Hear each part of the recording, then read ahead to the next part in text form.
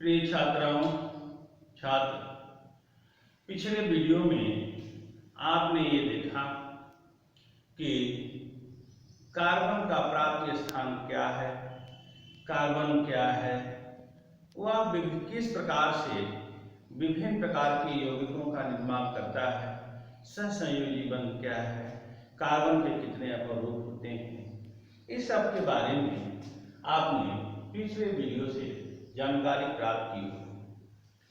आज हम लोग पढ़ेंगे जैव शक्ति सिद्धांत क्या है तथा हाइड्रोकार्बन और उसके वर्गीकरण के बारे में अध्ययन करेंगे।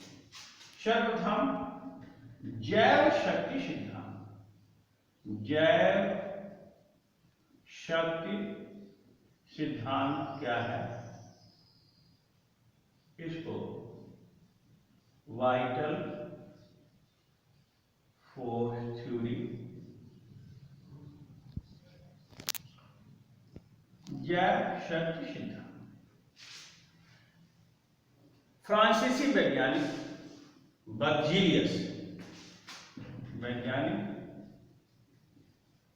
बर्जीलियस ने सन 1815 में यह बताया कि संसार में समस्त कार्बनिक यौगिकों का निर्माण केवल जीव जंतुओं द्वारा ही होता है।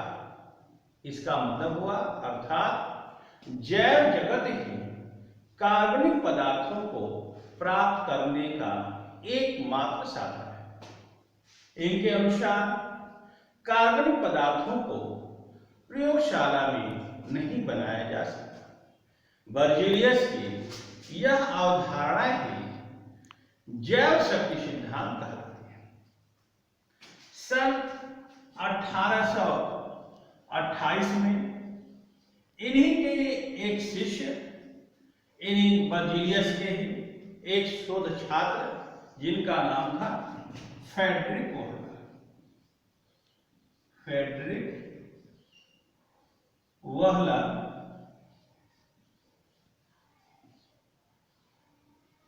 वोहलर ने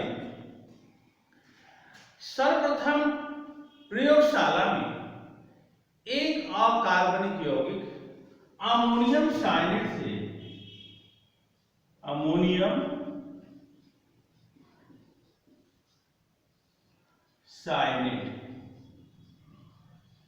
जिसका सूत्र है NH4OCl, अमोनियम साइनेट से एक कार्बनिक पदार्थ यूरिया का निर्माण।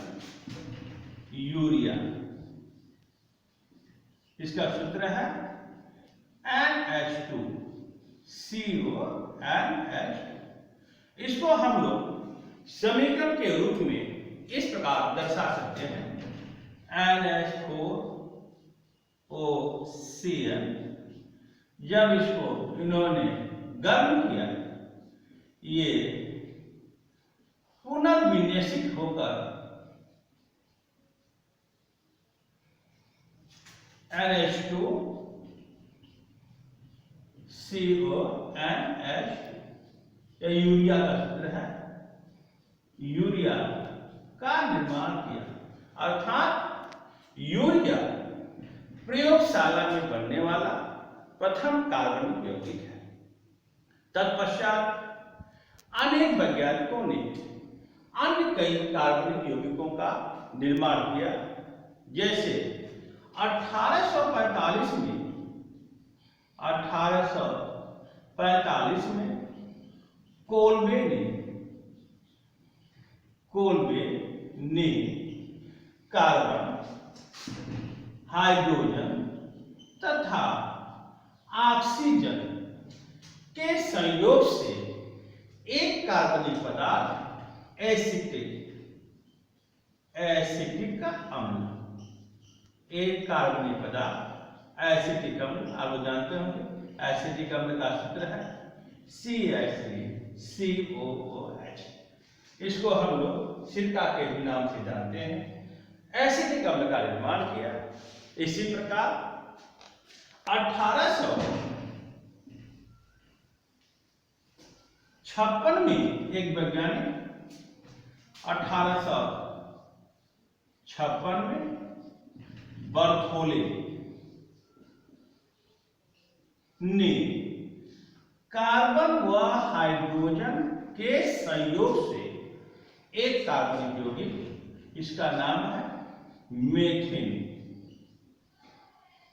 CH4 का निर्माण किया। तभी इन प्रयोगों से ही जैव शक्ति सिद्धांत का अंत हो गया।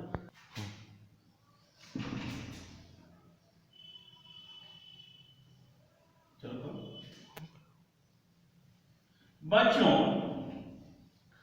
अब हम लोग हाइड्रोकार्बन के बारे में पढ़ेंगे। अभी आपने देखा जैव शक्ति सिद्धांत के बारे में, अब हम लोग देखेंगे हाइड्रोकार्बन क्या है।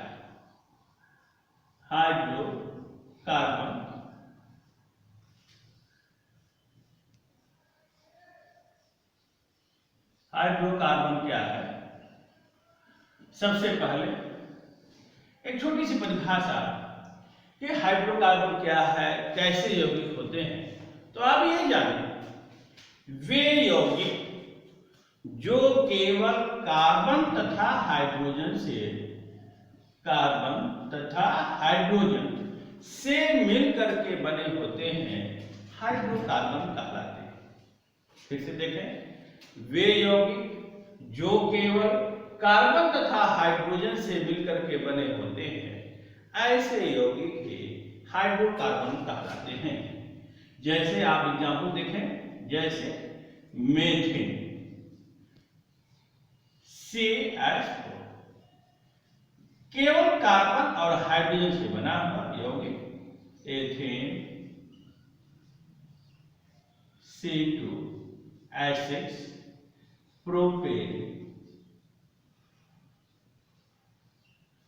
C3H8, ब्यूटेन है, पेंटेन है या एथिलीन है, एसिटिलीन है, ये सभी यौगिक केवल कार्बन और हाइड्रोजन से मिलकर के बने हैं, अतः ये सभी यौगिक हाइड्रोकार्बन कहलाते हैं। इसके वर्गीकरण के बारे में देखें कि हाइड्रोकार्बन कितने प्रकार के होते हैं, इनके कितने भागों में बांटा गया है। तो हाइड्रोकार्बन का वर्गीकरण, हाइड्रोकार्बन को मुख्य रूप से दो भागों में बांटा गया। एक खुली श्रृंखला यौगिक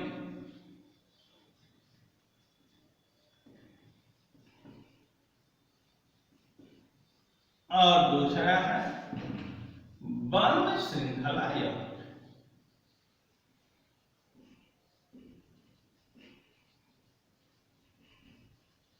खुली श्रृंखला यौगिक, इसको ओपन चेन स्ट्रक्चर या ऐसे कंपाउंड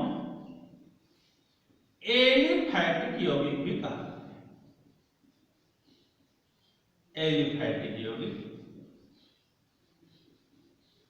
जबकि बंद श्रृंखला यानी क्लोज चेन स्ट्रक्चर वाले यौगिक चक्रीय यौगिक कहलाते हैं। चक्रीय यौगिक कहलाते हैं। पुनः इसको देखा जाए, खुली श्रृंखला वाले जो यौगिक हैं, ये दो प्रकार के होते हैं। पहला संतृप्त और दूसरा है असंतृप्त।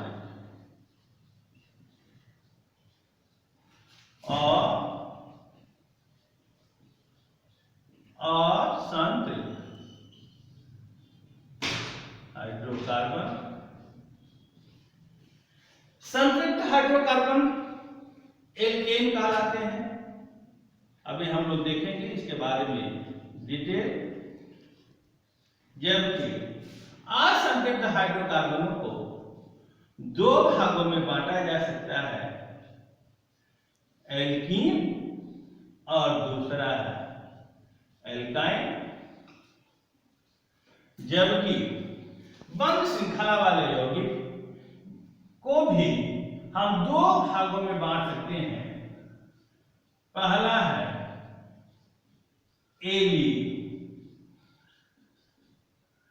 साइक्लिक हाइड्रोकार्बन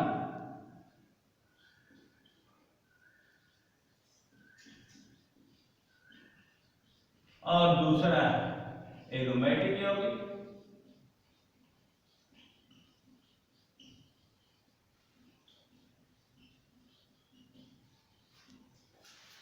ये तो हो गया संक्षिप्त में इसका वर्गीकरण। अब हम एक एक के बारे में आपको एग्जाम्पल से बताएंगे। खुली श्रृंखला यौगिक क्या है, बंद श्रृंखला यौगिक क्या है।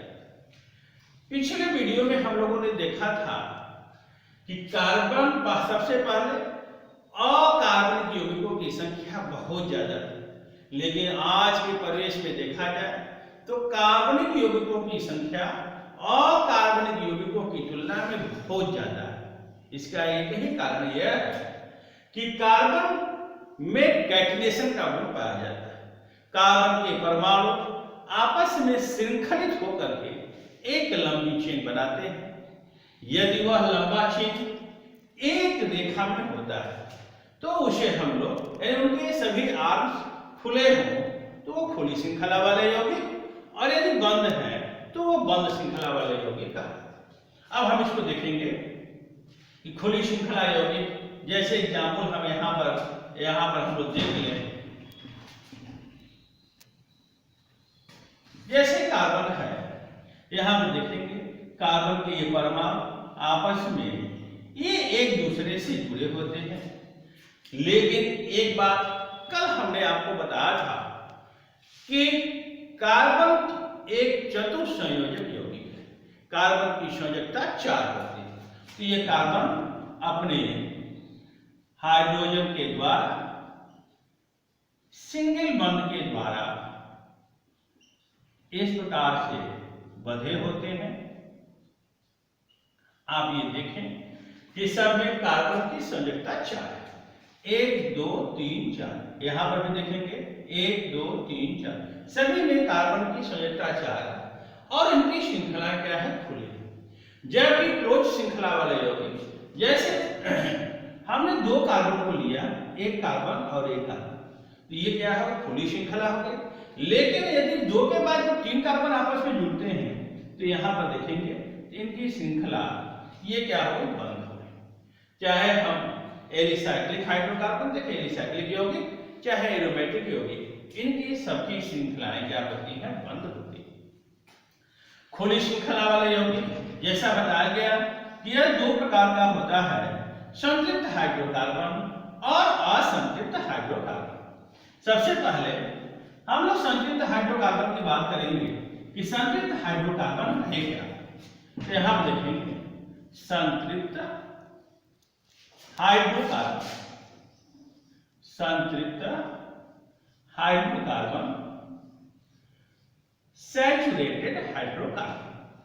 संतृप्त हाइड्रोकार्बन क्या है, यानी सैचुरेटेड हाइड्रोकार्बन क्या है।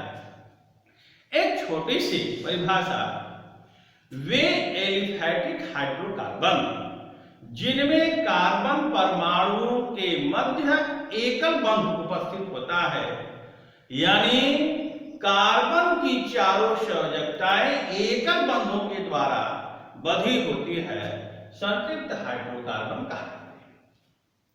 संतृप्त हाइड्रोकार्बन जैसा बताया गया अभी कि संतृप्त हाइड्रोकार्बन एल्केन कहलाते हैं।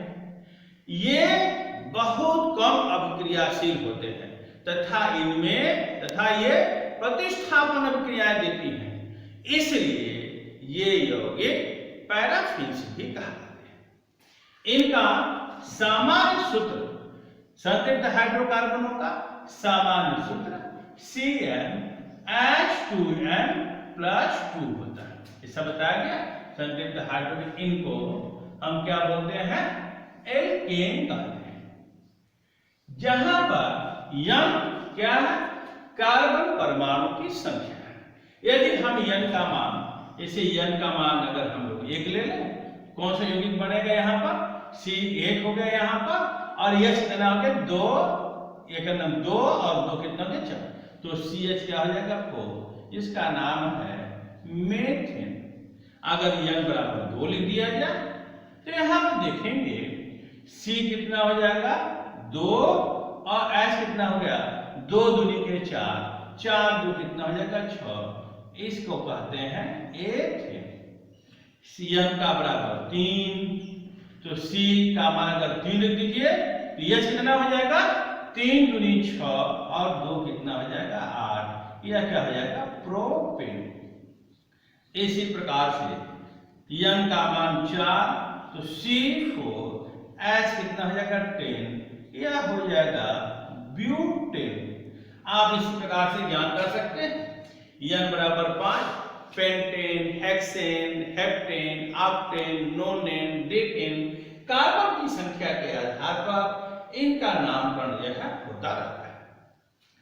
एक बात यहाँ पर इसके स्ट्रक्चर के बारे में भी कभी कभी परीक्षा में पूछा जाता है कि CH4 का स्ट्रक्चर बनाइए, एथेन का स्ट्रक्चर बनाइए, प्रोपेन का स्ट्रक्चर बनाए। तो यहाँ पर सिंपल से है कि कार्बन है, क्योंकि एल्केन है, अभी बताया गया कि एल्केनों में केवल एकल बंध पाया जाता है।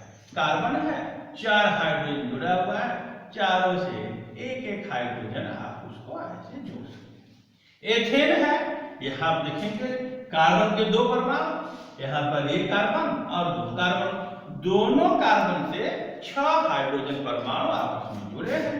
उसको हम इस प्रकार से उसको जोड़ सकते हैं, यह हो जाएगा यहाँ पर एथेन।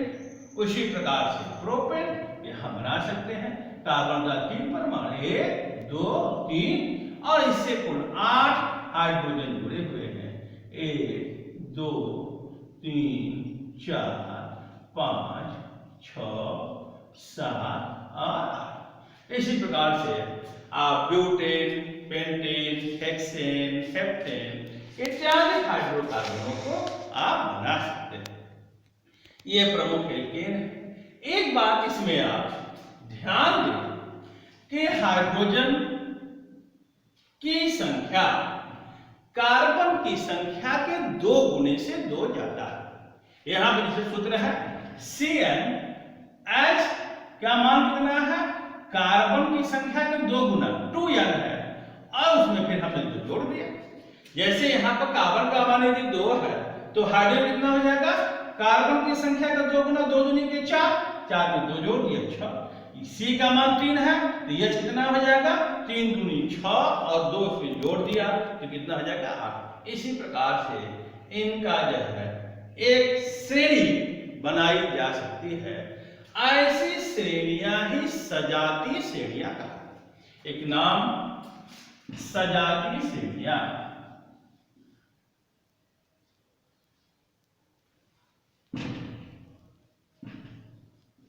सजातीय श्रेणियां क्या है, इसके बारे में भी देख सकते हैं कि ऐसी श्रेणियां या किसी भी ऐसी श्रेणियां जिनके क्रियात्मक समूह समान तथा उनके परमाणु भारों में उनको एक क्रम से व्यवस्थित करने पर उनके परमाणु भारों में 14 का अंतर, या यूं कह लें कि संरचना सूत्रों में एक CH2 का अंतर यदि आता है, ऐसी श्रेणियां सजातीय श्रेणियां या होमोलोगस सीरीज कहलाती है। आप यहां पर देखें, कोई आवश्यक नहीं है कि हर बार आप यह है N का मान 1 2 3 4 लिख करके निकालें। जैसे यदि आपको 1 2 नाम मालूम हो गया, मेथिन का एथिन का सूत्र मालूम हो गया, अब आपको अगला कंपाउंड अगले दिन मालूम करना है तो निश्चित है देखेंगे, हमने कहा इसको एक क्रम में व्यवस्थित करने पर इसमें कितने का, इनके संरचना सूत्रों में कितने का अंतर आएगा, एक CH2 का अंतर आता है। यहां पर देखेंगे कार्बन में 1 जोड़ते जाए, हाइड्रोजन में 2 जोड़ते जाए। कार्बन में 1 जोड़ा आपने तो कितना आ जाएगा 2 1 से कितना हो गया 3, 3 में से कितना आएगा 4, और हाइड्रोजन में 6 2 8 2 10, तो इसमें एक CH2 का अंतर आता है। अतः हम कह सकते हैं यह एक श्रेणी बनाती है और ऐसी श्रेणियां ही सजातीय श्रेणियां कहलाती हैं। इनको हम लोग इसमें आप देखेंगे, हमने कहा कि इसमें कितने का अंतर आता है, एक CH2 ग्रुप का अंतर आता है। यह हो गया संतृप्त हाइड्रोकार्बन यानी एल्कीन। दूसरा है असंतृप्त हाइड्रोकार्बन, हम लोग बात करेंगे असंतृप्त हाइड्रोकार्बन।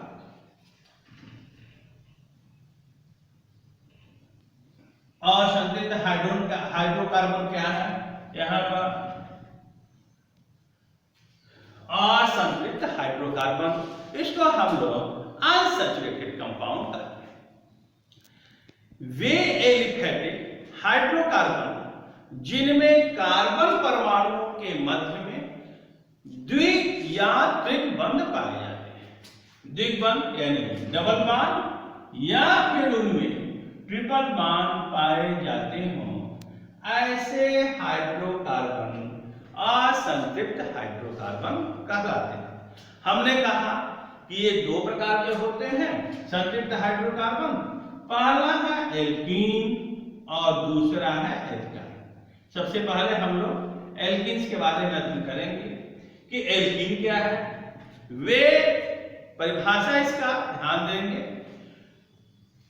जब दो कार्बन परमाणुओं के मध्य द्विबंध, कम से कम एक द्विबंध उपस्थित होता है, ऐसे हाइड्रोकार्बन एल्कीन कहलाते हैं। एल्कीनों को एक नाम दिया गया है, एल्कीनों को ओलेफिन्स भी कहते हैं। एक बात ध्यान देंगे, जैसे एल्कीन पैराफिन कहलाते हैं, उसी प्रकार से एल्कीन ओलेफिन्स कहलाते हैं। क्यों एलिफिन्स, क्यों या ओलेफिन्स कहलाते हैं, क्योंकि इनके यौगिक या ये क्लोरीन के साथ अभिक्रिया करके एक तेल जैसा, ऑयल जैसा पदार्थ बनाते हैं, इसलिए ये ओलेफिन्स भी कहलाते हैं। एल्कीनों का सामान्य सूत्र CnH2n, ध्यान दें CnH2n होता है। अभी आपने एल्केन में देखा कि एल्केनों का समान सूत्र क्या था, CnH2n+2 था, जबकि एल्कीनों का समान सूत्र CnH2n होता। अगर इसके हम देखें एग्जाम्पल देखेंगे, उदाहरण कि कौन से एल्कीन कहलाते हैं। यदि हम n का मान यहाँ पर 2 लिख दें तो कितना हो जाएगा, क्या कौन से एल्कीन बनेगा, C हो जाएगा 2, H कितना हो गया 2 दूनी 4, C2H4। इसमें हाइड्रोजन की संख्या कार्बन की संख्या के केवल 2 गुना होता है, ये एथीन कहलाते हैं। C2H4 एथीन या इसको एथिलीन भी कहते हैं।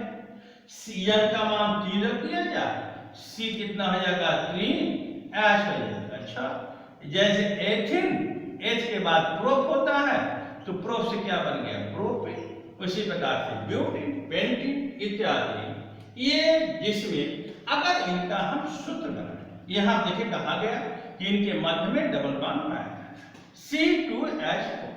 क्यों डबल बॉन्ड यहां पर लगाया गया, C2H4 कार्बन के मध्य में डबल बॉन्ड, 4 हाइड्रोजन जुड़े हुए हैं, एक हाइड्रोजन इस प्रकार से यहां पर 1 2 3 और कितना है 4। क्यों देखेंगे यहां पर डबल बॉन्ड लगा, अभी आप कहेंगे जैसे कि एथिन का सूत्र बताया गया C2H6 एल्केन है, यहां पर कार्बन के मध्य में यहां पर एकल बंध लगाया गया है, लेकिन यहां पर कार्बन के मध्य में द्विबंध लगाया गया। अब आप यूं कहेंगे कि सर आपने यहां पर क्यों सिंगल बॉन्ड लगाया, यहां पर क्यों डबल बॉन्ड लगा दिया गया। मैंने आपको पहले बताया था कि कार्बन चतुस्संयोजक यौगिक है, कार्बन की संयोजकता 4 होती है, 1 2 3 4। यहां पर अगर हम सिंगल बॉन्ड लगाएंगे तो यहां पर 1 2 3 कार्बन की संयोजकता केवल 3 ही होगी, जो पूर्णतः ये गलत होगा। अतः इसको पूरा करने के लिए, इसकी संयोजकता पूर्ण करने के लिए यहां पर डबल बॉन्ड लगाया। तो ये तो क्या हो गया इनकी संरचना। इसी प्रकार से हम प्रोपीन भी बना सकते हैं, ब्यूटीन का भी संरचना बना सकते हैं। दूसरी आती है एल्कीन के बाद आता है एल्काइंस, किसे कहते हैं। ये तो हो गया एल्कीन। आगे देखेंगे। दूसरा है एल्काइन। एल्काइन किसे कहते हैं? पहले परिभाषा, जैसे हम एल्कीन के बारे में देखें उसी प्रकार से एल्काइन के बारे में भी हम बता सकते हैं। वे हाइड्रोकार्बन जिनमें कार्बन परमाणुओं के मध्य में कम से कम एक त्रिक बंध उपस्थित होना चाहिए।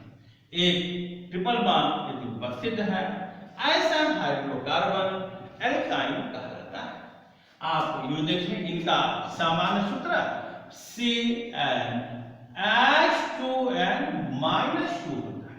अभी आप देखें, यह एल्केन है, यह हमने बना दिया।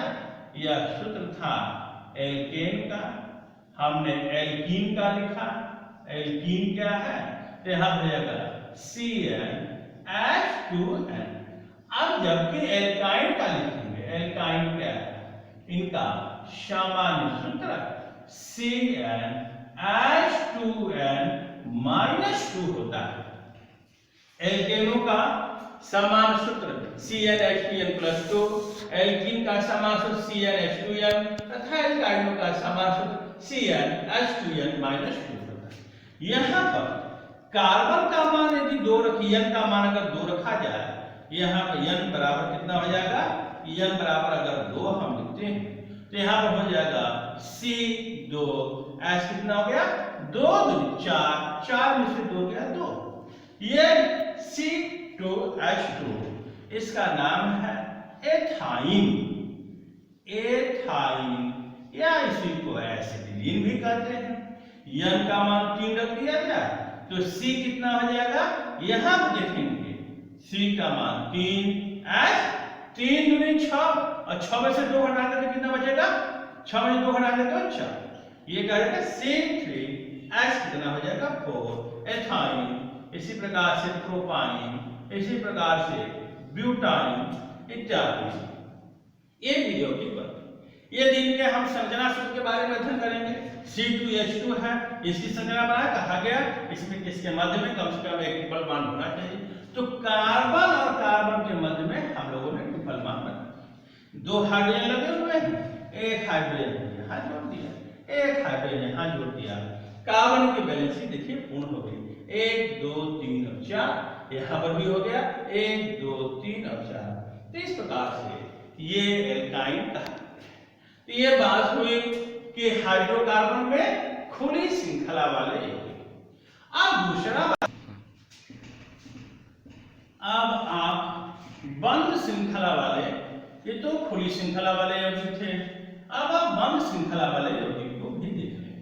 दूसरा था बंद श्रृंखला वाले यौगिक। बंद श्रृंखला यौगिक, हमने कहा बंद श्रृंखला वाले यौगिक 2 प्रकार के होते हैं। पहला है एलिसाइक्लिक। एलिसाइक्लिक यौगिक क्या है? एलिसाइक्लिक यौगिक परिभाषा देख लें। वे चक्रीय यौगिक जिनके गुण एलिफैटिक यौगिकों के गुणों के समान होते हैं, ऐसे यौगिक एलिसाइक्लिक यौगिक कहलाते हैं। जैसे साइक्लोप्रोपेन, साइक्लोप्रोपेन, साइक्लोब्यूटेन। ये क्या अगर चित्र बनाए, संरचना सूत्र बनाया गया, साइक्लोप्रोपेन, प्रोप माने होता है 3 कार्बन, तो 3 कार्बन आपस में किस प्रकार जुड़ते हैं? 1 कार्बन 2 और कितना है? 3 कार्बन। इसमें इसकी बैलेंस पूरा करना है, हाइड्रोजन से पूरा कर देंगे। इस प्रकार से यह हो जाएगा साइक्लोप्रोपेन। इसी प्रकार साइक्लोब्यूटेन का बना सकते हैं, साइक्लोब्यूटेन, साइक्लोपेंटेन, साइक्लोहेक्सेन। ब्यूट यानी 4 कार्बन, 1 2 3 और 4, 2 हाइड्रोजन जोड़ दें तो यहाँ पर यह हो जाएगा साइक्लोब्यूटेन। इसी प्रकार आप साइक्लोपेंटेन और साइक्लोहेक्सेन का भी बना सकते। दूसरा यौगिक एलिसाइक्लिक के बाद दूसरा आता है एरोमेटिक यौगिक। क्या है एरोमेटिक? एरोमेटिक एरोमेटिक यौगिक। एरोमेटिक यौगिक वे हाइड्रोकार्बन जिनमें कार्बन के 6 परमाणु आपस में सिग्मा अथवा पाई बंध के द्वारा बंध एक श्रृंखला में विन्यासित होते हैं, एरोमेटिक हाइड्रोकार्बन का। जैसे बेंजीन है, आप देखेंगे जैसे बेंजीन सूत्र है 6,6H6। इसका स्ट्रक्चर बना लें। कार्बन कितना है, यहां पर 6 है। एक श्रृंखला, एक बंध श्रृंखला बनाना, 1 2 3 4, यहां 5 और ये हो गया 6। यहां पर बेंजीन में ध्यान देंगे, इसमें 6 हाइड्रोजन भी जुड़ा, तो कार्बन में क्या हो गया, एक कार्बन से एक हाइड्रोजन यहां पर जुड़ गया, ये क्या हो जाएगा, ये बेंजीन। इसके बैलेंसिंग को पूरा करने के लिए एकांतर क्रम में सिंगल तथा डबल बॉन्ड पाए से सिंगल बॉन्ड हो गया, यहाँ पर डबल बॉन्ड हो गया, सिंगल बॉन्ड हो गया, डबल बॉन्ड हो गया, सिंगल हो गया, यहाँ पर डबल बॉन्ड हो गया। यानी बेंजीन में 3 एकल बंध पाए जाते हैं और 3 क्या होते हैं, द्विबंध पाए जाते हैं, जिससे इनकी कार्बन की संयोजकता पूर्ण हो जाए। 1 2 3, यहाँ पर देखेंगे इस कार्बन के 1 2 3 4, इस कार्बन देखें 1 2 3 4, कार्बन की सबकी संयोजकता क्या हो गई, पूर्ण हो गई। इसी प्रकार से अन्य कार्बन यौगिक, अन्य एरोमेटिक यौगिक में यहाँ पर क्या है, बेंजीन है। यहाँ पर अगर हम इसी की जगह पर, ये बेंजीन का हो गया, इसी की जगह पर अगर हम यस की जगह पर अगर यहाँ पर कोई मिथिल ग्रुप जोड़ दें, इसका नाम क्या हो जाएगा, इसका नाम हो जाएगा मेथिल बेंजीन। मेथिल बेंजीन, इसी को टॉलुइन भी कहते हैं, टॉलुइन भी कहते हैं। इसी प्रकार से अन्य एरोमेटिक यौगिकों को यहाँ पर मेथिल की जगह पर एथिल जोड़ देंगे तो वह एथिल बेंजीन हो जाएगा। इसी प्रकार से अन्य एरोमेटिक यौगिकों को भी प्राप्त किया जा सकता है। ये पूरा हो गया हाइड्रोकार्बन क्या है और उसका वर्गीकरण। अब आप कुछ महत्वपूर्ण प्रश्न लिखेंगे और उसको फिर पोर्टल पर आप उसको डालें। प्रश्न लिखेंगे आप, ये कुछ महत्वपूर्ण प्रश्न है। ये प्रश्न अधिकतर कॉम्पिटिटिव परीक्षाओं में पूछे जाते हैं, अतः इसका प्रश्न आप हल करेंगे। पहला है, जैव शक्ति सिद्धांत क्या है, इसका प्रतिपादन किसने किया। दूसरा प्रश्न, प्रयोगशाला में सर्वप्रथम किस कार्बनिक यौगिक का निर्माण हुआ। प्रश्न नंबर 3 है, सजातीय श्रेणियां क्या है। प्रश्न नंबर 4, किन्हीं 5 एल्केनों का नाम लिखिए और उसका संरचना सूत्र भी बनाइए। और 5वां है, बेंजीन के संरचना सूत्र बनाइए। तो ये 5 महत्वपूर्ण प्रश्न थे। आज का ये वीडियो यहीं पर समाप्त होता है।